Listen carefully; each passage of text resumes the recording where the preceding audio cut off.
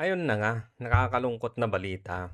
Senator Marcoleta inaresto na ng tuluyan. So naglabas na ng warrant of arrest ang Sandigan Bayan para sa inihaing plunder na kaso laban sa kanya. Pakinggan natin yung statement niya bago kunin ni John Vic Remulla.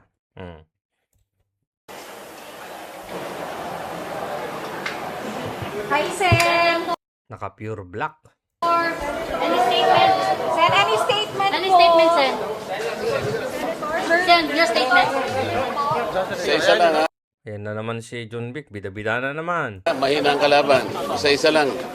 Isa lang. Ano po yung statement po ninyo, Senator? Sir, ano pong nararamdaman nyo ngayon, Sen? Unang-una, pwede ba akong mag-statement muna? Okay.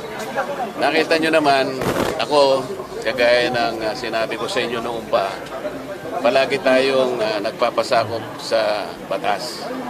Lahat ng umiiral na tuntunin at mga batas ng ating bansa, kailangan nating igalang.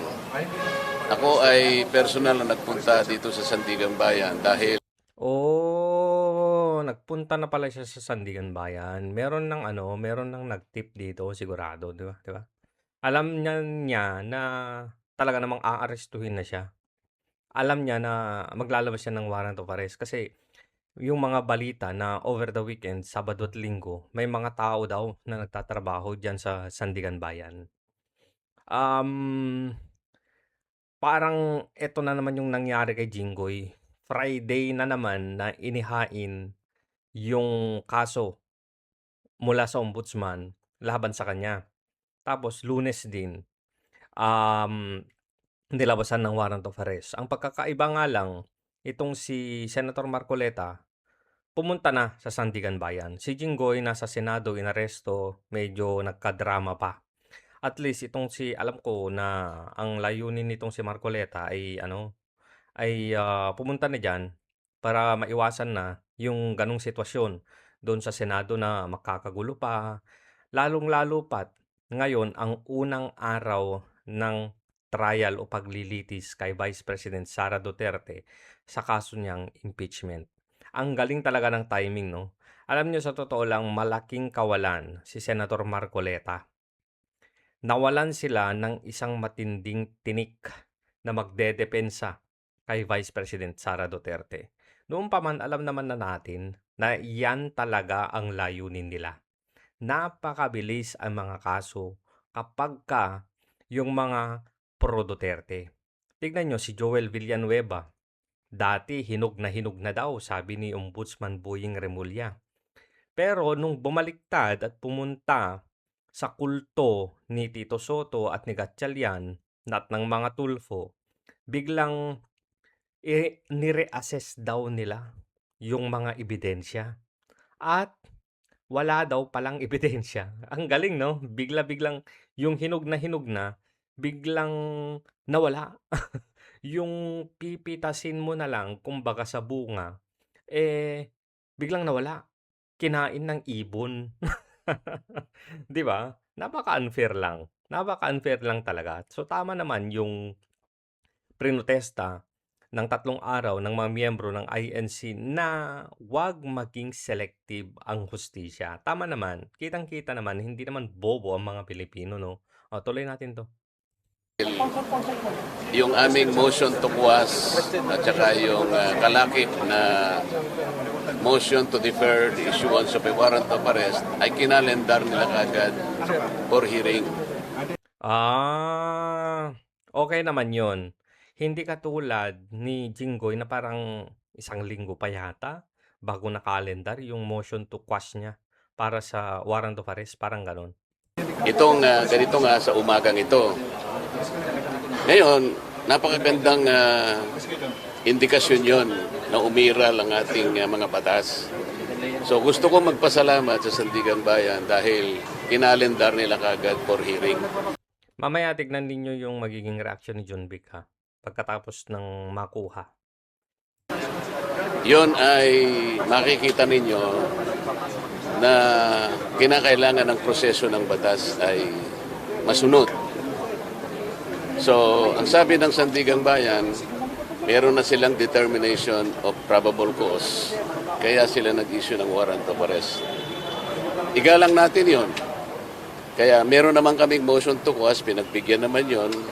At alam ko naman yon ay bibigyang daan pa rin. Ibig sabihin, ipoproseso pa rin ang aming motion. Dahil siyempre kami naman, meron kaming ibang pananaw doon sa asuntong ipinal sa amin. So ang aking mga abogado ay gumawa rin ng paraan para sa ganon, ay counter naman yung asunto. Yun ang ibig sabihin ng motion to quash. Yan ay pagbibigyan tayo ng Sandigang Bayan. Kaya lang kailangan dumaan sa proseso. Ayaw ko mang isipin na hindi magiging patas yung Sandigan Bayan kasi alam naman natin, gobyerno yan eh. Sige, pagbigyan mo si Marcoleta, ikaw mawawala, di ba? Alam naman natin yung mga pressure na yan. So, malamang sa malamang itong motion to quash ng warrant of arrest ni Senator Marcoleta, hindi yan mapagbibigyan. Kulong si Senator Marcoleta habang nililitis ang kaso. Ilang buwan, ilang taon, hindi natin alam, di ba? Hanggang matapos ang termino niya sa 2028, nakakulong siya, di ba? Kasi, pero ano na, ilang taon na yun? 2 taon na yun, di ba? So, hindi natin alam, baka sa 2028 pa, saka sakaling hindi magtagumpay yung mga buwaya sa impeachment ni BP Sara, baka doon pa lang uusad yung kaso niya, di ba? Tignan si Jinggoy, takal-takal na. Walang masyadong development, di ba? At nauna na nag-determine na nga yung probable cause, kaya nag-issue na po sila ng warrant of arrest. Senator, to clarify, you surrendered po, hindi po arrested. Hala, nagmamadali si John Vic. Pagbigyan mo naman, pinagbigyan nyo si Jinggoy, di ba? Ini-stop mo na naman. You were arrested, Senator? Ano daw? Baka ma-iskot? Ano daw? Baka ma-iskot? Ano? Sen, you surrendered, not arrested po. Hindi, pagpunta ko rito, inaasahan ko na lahat ang mga Di ba? So, tinanong kong arrested o surrender. Naasahan na niya. So, surrender to, di ba? Parang ganun. prosesong gagawin ng korte. Kagaya ng sinabi ko sa inyo, ako ay hindi magtatago, haharapin ko ang batas, ang asunto, sang-ayon sa pagkakaintindi ko sa mga batas natin. Kaya kailangan pong dumaan ang proseso. Kasama na po yung pagpunta ko rito, yung hangarin ko na kung i-serve po nila yung warrant of arrest, tatanggapin ko po yun. As of this moment, Sen, anong nararamdaman mo ngayon? Katulad ng nararamdaman ninyo siguro. Anong nararamdaman mo ngayon? Ba't parang binalik mo na naman yun, Senator Marcoleta? Yung mga mainstream media, ano ba? Excited? Tuwang-tuwa? Hindi naman ganun yung nararamdaman mo, di ba? Pero siguro, expected na. Yun siguro, no? Send message to the INC po.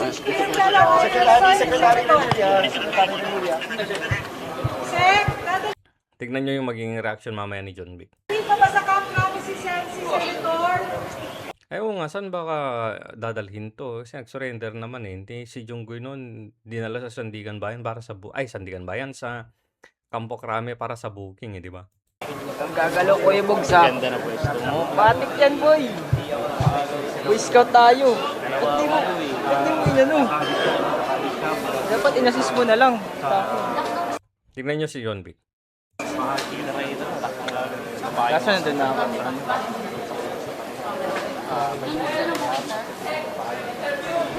Sir,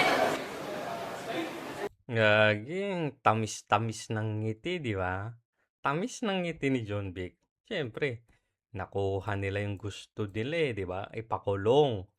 Isa-isa ang mga kakampi ni Vice President Sara Duterte.